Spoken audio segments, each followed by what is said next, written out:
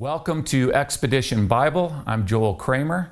Today we're going to be talking about an inscription that's not very well known but very significant because it provides direct archaeological evidence for Jesus of Nazareth.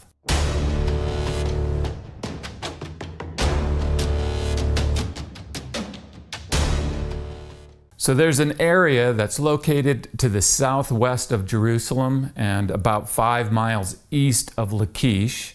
In this area is an archaeological site called Beit Loya.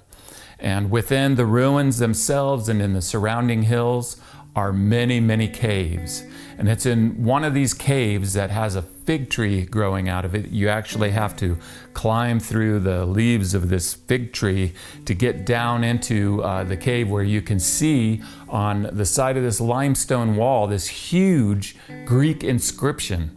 In fact, there's a shot of me walking between the camera and the inscription that shows you just how big this inscription is. Fortunately, this inscription has been published. It starts with a simple cross, a very early version of the cross, followed by 2 Greek words, all of them in uppercase Greek letters. The first word is a name, and it's translated Jesus. The second Greek word is translated present.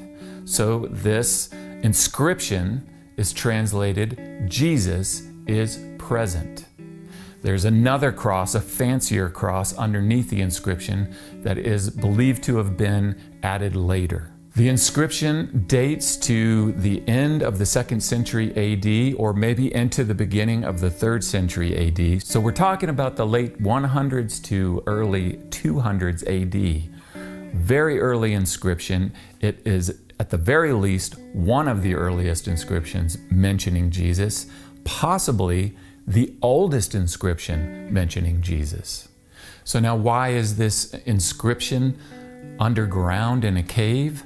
Because it dates to the time period when there was intense persecution by the Romans against Christians.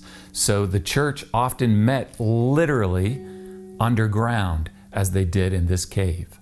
Now, how do we know that the Jesus in the inscription is the Jesus of the New Testament? Well, it's the symbol of the crosses that begin and end this inscription. So the cross is the main symbol of Christianity. The Bible teaches that all men are sinful, and so God so loved the world that He came down from heaven, He became a man, He took on a body of flesh and blood for the purpose of taking the punishment of sin upon Himself. And He died on the cross in our place, so that we could be forgiven and that sin that separates us from God could be removed and we could draw near to God. Why did the inscriber inscribe Jesus as present? Because Jesus didn't stay dead, but being God, He was raised from the dead on the 3rd day. Jesus promised, "For where 2 or 3 are gathered in my name, there am I in their midst." And this cave at Beit Loya is just such a place. Now, I can't tell you how many lectures I've sat through or how many articles that I've read that have made the claim that there is no archaeological evidence for Jesus of Nazareth. And this simply isn't true. This inscription at Beit Loya isn't the only one, but it is very significant because, being around 1800 years old, it provides direct archaeological evidence for the historical Jesus.